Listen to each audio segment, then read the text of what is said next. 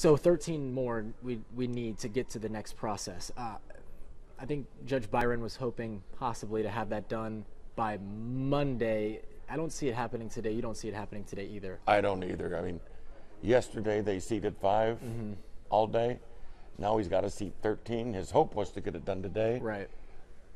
I think that's awful ambitious. I don't see it happening. Because he would almost have to approve all the jurors that came in today. Right. And again, this is once this process is done, we're not necessarily going right into testimony because the next one starts, and like we were saying yesterday, it's almost like this is jury dismissal, and the next one is jury selection. Correct. The next process, once they get to that pool of 60, where the defense, the prosecution, and the judge have to decide on who they feel is the best person to be seated. Absolutely. What's going to happen in the next process is generally how you start every trial. You bring the jurors in when there's not a lot of pretrial publicity, and then you question them. This one, they had to do advanced screening, and it's taken 7 days now to do the advanced screening. And this one, and also when we get into the jury pool and they have 60, it's going to be a lot different too, because right now they're bringing these jurors individually into the courtroom. Correct. And going over this, and sometimes taking 45 minutes or so per juror, prospective juror rather. But this next process will be different because they'll all be in the same room hearing the same questions and seeing the personalities of people who could be potentially seated right next to them as they try to make a decision on this case. Absolutely. Yeah. If he follows the general practice, I'm sure he will. Right. That speeds up the process a lot more too, because if you've got all the veneer there, all 60, you ask a question, 10 people raise your hands, you can address it right there. Right. And so it will be much quicker process. And probably the estimate of 2 days for that to conclude is probably pretty accurate. For right now, when these jurors walk in, is the judge the one who is asking most of these questions, or is it the defense, or is it all of the questions right now? All of the questions right now are being asked by the judge. Yes. And essentially, the prosecution and the defense are taking notes, maybe circling people, maybe axing them if they do get put in the jury pool to maybe watch out, just taking notes on each juror who comes in. Well, what happens too is after the judge asks his initial questions, then he'll call the parties up to the bench to see if they have any follow-up questions they want him to ask. Got it. I mean, generally all he does is introduce the attorney, the defendant, and the prosecutors in the case, and ask the jurors if they know any of these people. But and then once they do get in that jury pool, though, and it's more of like a free-for-all, will the defense ask questions? Will the prosecute? Who's going to, or it will be mostly the judge again? Generally what they do in advance is they'll supply a lot of written questions they want asked of individual jurors. In this case, the judge may allow individual questioning of certain jurors on certain issues. But see, what you got to be real careful of is, say you've got your 60 people in there, right, and someone says something outrageous, which then you have an issue. Have you tainted that panel?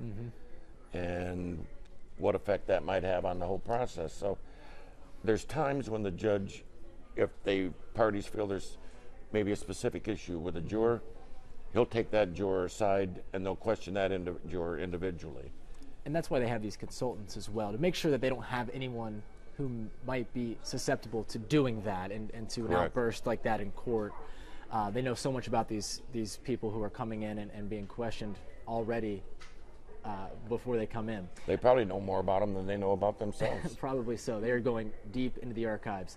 You know, we have seen some people being excused because of how they feel about the LGBTQ community and how they were directly affected by this, and you know, it was Pulse is a gay nightclub, and so we have seen the judge dismiss people who may have a hard time, you know, not having bias. However, with the new motion that was dropped on Monday, you know, it seems that the defense will be trying to say, listen, this was not an attack on the gay community. Absolutely, and in fact, in the motion that they filed, they wanted to preclude the government in their opening statement from making any reference whatsoever that this was a directed attack against the gay community. That's going to change the landscape, I feel, of how the prosecution goes about their opening statements, how they go about their witnesses probably being called as well. I seriously doubt the judge will grant it. Okay. because the government does have a good faith basis to believe that it was a targeted attack because of the confession of Noor Salman. I mean, she laid it out that it was a targeted attack and that he intentionally hit Pulse. So the government has that evidence that they can argue. But to the contrary, the defense has evidence that based on cell sites searching, that in fact Pulse was actually probably the third target that evening. It goes against everything that she allegedly confessed to these FBI agents, this new motion that came out. It really kind of was a curveball for just about everyone who's involved in this case. Interesting, very interesting. And yes, that happened on Monday, but it still is relevant, especially as we get into the really whittled down portion of this jury selection and picking the right people for this to be seated. Noor Salman, and you know, one important thing is, if in fact it was a targeted attack on the LGBTQ community, that's not an element of this offense. Who the victims aren't an element of the offense. It's whether or not she aided and abetted a terrorist organization in providing support or personnel. So basically, with this motion, they're saying, listen, he did all of this planning on the go, essentially. That's what the defense is alleging. Right. That's and that how would his wife have the ability to know that? But then the prosecution has the FBI. What they say is her signed statement to the FBI, right, where she actually said, I knew he was going to attack Pulse when he left the house that day. And she say also that she was with him as they kind of drove by Pulse at one point? Yeah, she said, I believe it was 2 days earlier, they drove by Pulse. They went to Disney Springs and drove by Pulse. And they went around there with their windows down for about 20 minutes. Right. But according to the defense motion, none of the cell sites or anything picked it up. None of the GPS monitoring picked it up. So that, according to the defense, directly contradicts and discredits her statement that they actually went around it. So, and we've seen Noor Salman and how she's been reacting to jury selection. It is a long process, and maybe it is wearing down on her because initially we had our reporters and Rick was in there very early on last week and kind of assessed what her reaction was, how she was reacting, and her attentiveness, whether or not she was taking notes, whether she was there, and it seemed that way initially, and then you go back and earlier this week and it looked like she was kind of out of it and not really all there, and maybe it's wearing down on her, this process of picking a jury and hearing these questions over and over again.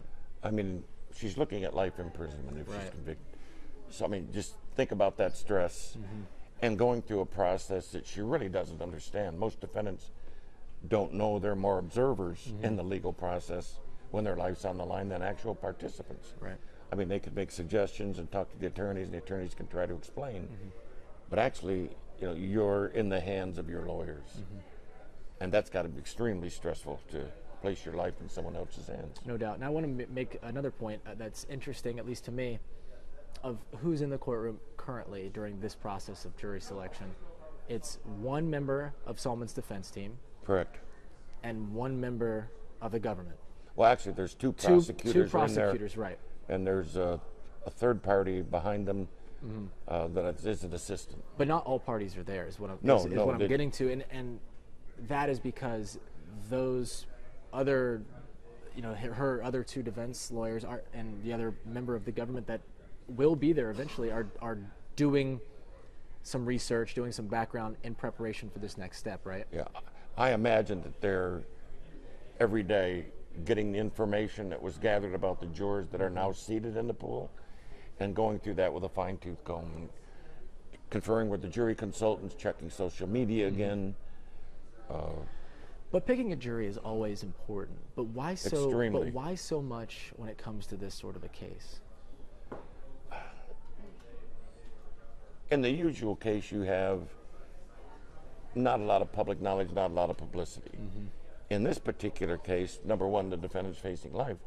But number two, you have so many factors. The LGBT factor, the gun factor, the recent shooting in Parkland. So you've got all these emotions and all these really strong emotional factors coming into play. So you've got to weed out those that are affected or impacted by that to try to get people that can be fair and impartial and judge the case just on what's presented in the courtroom. Got it. Now, okay, as we get into today, it's going to be more of the same. We're going to have these people come in, and they're going to be questioned, dismissed, or kept in that pool. Some days we've seen where they have a high percentage rate of keeping the people. It's just a random order, and that's why you just don't know how many people, who's going to be coming in at this time, and whether or not they could be fair or impartial. And it's really a case by case and almost a juror by juror basis. But absolutely, yesterday in the morning they had 7 jurors in. 2 out of the 7 were allowed to go on. Right. The day before, 5 out of 7 were allowed to go on. So you just don't know how fast or how streamlined the process is going to be until you get that individual juror sitting in the seat answering questions. I mean, 13 out of probably, it seems like we're roughly around anywhere between 15, 16, maybe up to 18 prospective jurors who have been summoned coming through on a daily basis. So the percentage certainly has to be high if we want to get to that 60 number by the end of the day today. So that's an extremely ambitious goal. Very ambitious. I know Judge Byron was hoping to have testimony begin on Wednesday. So Correct. Jury selection is still essentially not even halfway there. You really can't say it's halfway there until you get to that 60 number, and that's when the real process starts. Yeah, that's when the real jury selection begins. So this would push back some things, and it's already going to be a long trial. I mean, we know that, and there's going to be a lot of evidence that we will see for the first time, and there's going to be a lot of eye-opening things. So while, yes, we'd like to see testimony start, it's not. But, the one great thing about this slow process is the public and the defendant's going to be able to be assured that any verdict that comes out of that courtroom is the proper verdict, not based on bias, prejudice, emotion. So it's taking long to get there, but it certainly adds to the validity of any result in the case. Well, that's why we have you here, to break it all down for us, and we appreciate it, and to give us the insight, especially being a longtime federal prosecutor and being in a federal courtroom, because as you know, there's no video, no cameras allowed, so it's hard to capture what's actually happening in there by just sketches and by our reporters. That's why we have legal analysts like Rick and Mark O'Mara and Whitney Bone. That's why they're here, and they can break it all down for you and kind of get into the minds of some of the jurors as well as the judge and both the prosecution and the government. So thank you so much for being here this morning. Thank you very much. Another one of these at 12:30. We'll have a new number for you. It'll be right here on clickorlando.com. You're already here. clickorlando.com/Noor Salman trial. But we're going to have Nadia and Giannis, who will be in the courtroom this morning, as well as Rick will be joining us again. We'll see how many they can get into that jury pool before lunch begins. Yes. Hopefully they can move swiftly. Hopefully they can have a high percentage so we can get this trial underway. Absolutely. All right, Rick, thank you so much. And we'll have much more for you guys at 12:30. Take care.